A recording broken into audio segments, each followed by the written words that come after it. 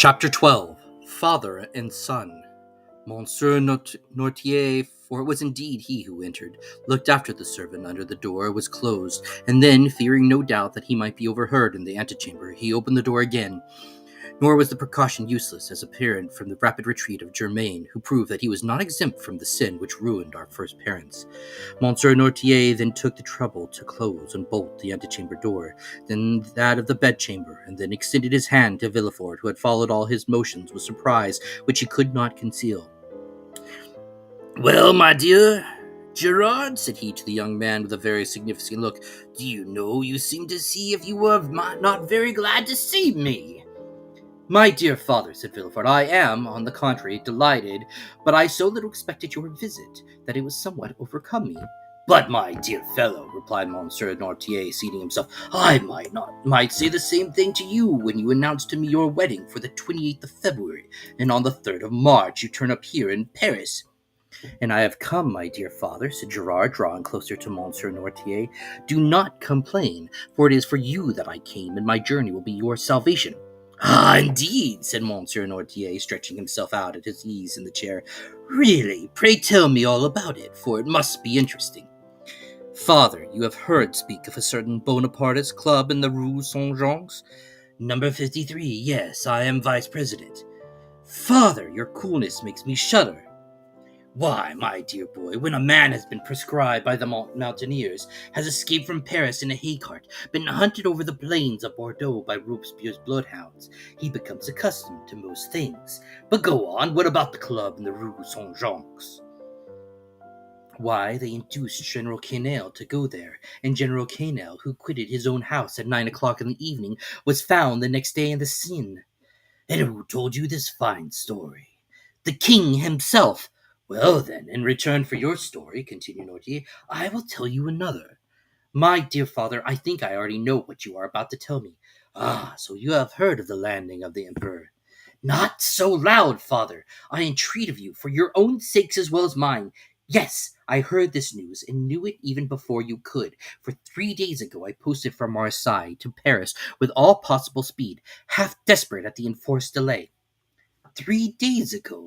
You are crazy. Why, 3 days ago the Emperor had not landed."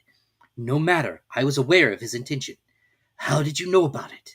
"By a letter addressed to you from the island of Elba." "To me?" "To you, in which I discovered in the pocketbook of the messenger. Had that letter fallen into the hands of another, you, my dear father, would probably ere this have been shot." Villefort's father laughed. Come," said he, "will the Restoration adopt imperial methods so promptly? Shot, my dear boy, what an idea! Where is the letter you speak of? I know you too well to suppose you would have allowed such a thing to pass you." "I burnt it, for fear that even a fragment should remain, for that letter must have led to your condemnation." "And the destruction of your future prospects," replied Noirtier. "Yes, I can easily comprehend that, but I have nothing to fear while I have you to protect me." "I do better than that, sir. I save you." "You do? Why, really, the thing becomes more and more dramatic. Explain yourself." "I must refer again to the club in the Rue Saint-Jean. It appears that this club is rather a bore to the police. Why didn't they search more vigilantly? They would have found—" "They have not found, but they are on the track." "Yes, that's the usual phrase. I am quite familiar with it. When the police is at fault, it declares that it is on the track, and the government patiently awaits the day when it comes to say, with a sneaking air, that the track is lost." "Yes, but they have found a corpse. The general has been killed, and in all countries they call that a murder." "A murder, do you call it? Why, there's nothing to prove that the general was murdered. People are found every day in the Seine, having thrown themselves in, or have been drowned from not knowing how to swim." "Father, you know very well that the general is not a man to drown himself in despair, and people do not bathe in the Seine in the month of January. No, no, do not be deceived. This was murder in every sense of the word." "And who thus designated it?" "The king himself." "The king? I thought he was a philosopher enough to allow that there is no murder in politics." "In politics, my dear fellow, you know as well as I do, there are no men, but ideas, no feelings, but interests. In politics, we do not kill a man, we only remove an obstacle. That is all. Would you like to know how matters have progressed?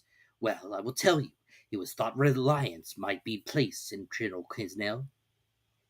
He was recommended to us from the island of Elba. One of us went to him and invited him to the Rue Saint-Jean's, where he would find some friends. He came there, and the plan was unfolded to him for leaving Elba, then the projected landing, etc.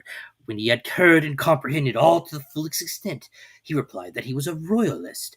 Then all looked at each other. He was made to take an oath, and did so, but with such an ill grace that it was really tempting Providence to swear him. And yet, in spite of that, the general was allowed to depart free, perfectly free. Yet he did not return home. What could that mean? Why, my dear fellow, that on leaving us he lost his way. That's all. A murder? Really, Villefort, you surprise me. You, a deputy procureur, to found an accusation on such bad premises.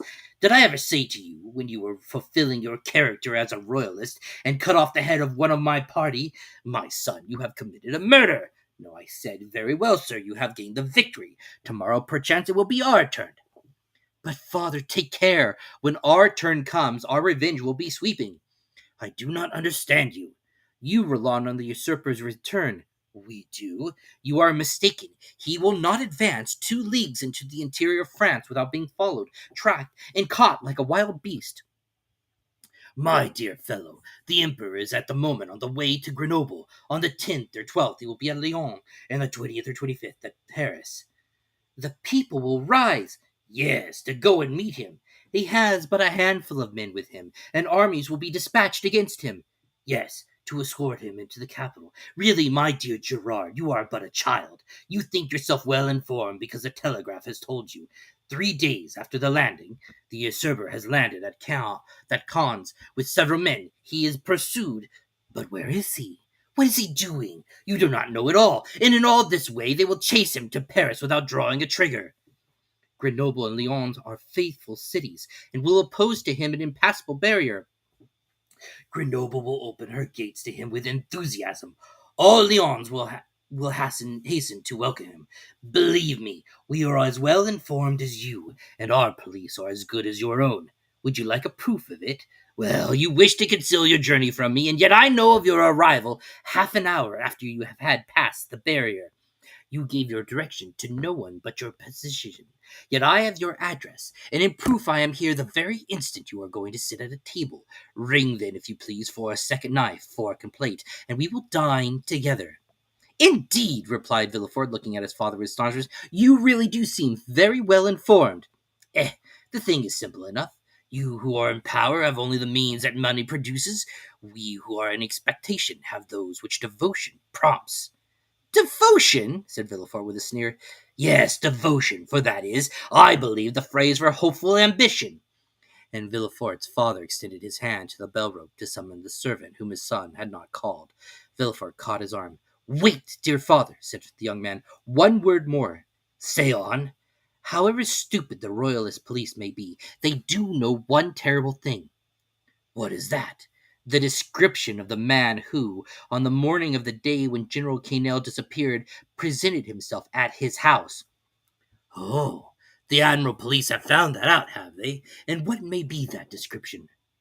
Dark complexion, hair, eyebrows, and whiskers black, blue frock coat, buttoned up to the chin, rosette of an officer of the Legion of Honor in his buttonhole, a hat with a wide brim, and a cane. Aha! That's it, is it? Said Noirtier. And why then have they not laid hands on him? Because yesterday or the day before they lost sight of him at the corner of the Rue Coq-Heron. Didn't I say that your police were good for nothing? Yes, but they may catch him yet. True, said Noirtier, looking carelessly around him. True, if this person were not on his guard, as he is, and he added with a smile, he will consequently make a few changes in his personal appearance. At these words he rose and put off his frock coat and cravat, went towards a table on which lay his son's toilet articles, lathered his face, took a razor, and with a firm hand cut off the compromising whiskers. Villefort watched him with an alarm not devoid of admiration. His whiskers cut off, Noirtier gave another turn to his hair, took instead of his black cravat a coloured neckerchief which lay at the top of an open portmanteau, put on in lieu of his blue and high-buttoned frock-coat a coat of Villefort's of dark brown, and cut away in front, tried on before the glass a narrow-brimmed hat of his sons, which appeared to fit him perfectly, and leaving his cane in the corner where he had deposited, he took a small bamboo switch, cut the air with it once or twice, and walked about with that easy swagger which was one of his principal characteristics. "Well," he said, turning towards his wondering son when this disguise was complete, "well, do you think your police will recognize me now?" "No, father," stammered Villefort, "at least I hope not." "And now, my dear boy," continued Noirtier, "I rely on your prudence to remove all the things which I leave in your care." "Oh, rely on me?" said Villefort. "Yes, yes, and now I believe you are right, and that I have really saved my life. Be assured I will return the favor hereafter." Villefort shook his head. "You are not convinced yet." "I hope at least that you shall be mistaken. Shall you see the king again?" "Perhaps." "Would you pass in his eyes for a prophet?" "Prophets of evil are not in favor of the court, father." "True, but some day they do them justice, and supposing a second restoration, you would then pass for a great man." "Well, what should I say to the king?" "Say this to him: Sire, you are deceived as to the feelings in France, as to the opinions of the towns, and the prejudice of the army. Whom in Paris you call the Corsican ogre, who at Nevers is styled the usurper, is already saluted as Bonaparte at Lyons, and Emperor at Grenoble. You think he is tracked, pursued, captured. He is advancing as rapidly as his own eagles. The soldiers you believe to be dying with hunger, worn out with fatigue, ready to desert, gather like atoms of snow about the rolling ball as it hastens onward. Sire, go, leave France to its real master, to him who acquired it, not by purchase, but by right of conquest. Go, sire, not that you incur any risk, for your adversary is powerful enough to show you mercy, but because it would be humiliating for a grandson of St. Louis to own his life to the man of Arcolo, Marengo, and Austerlitz.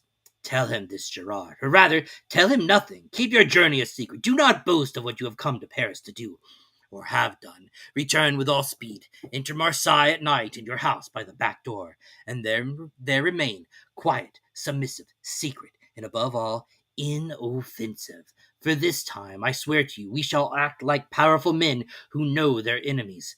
Go, my son.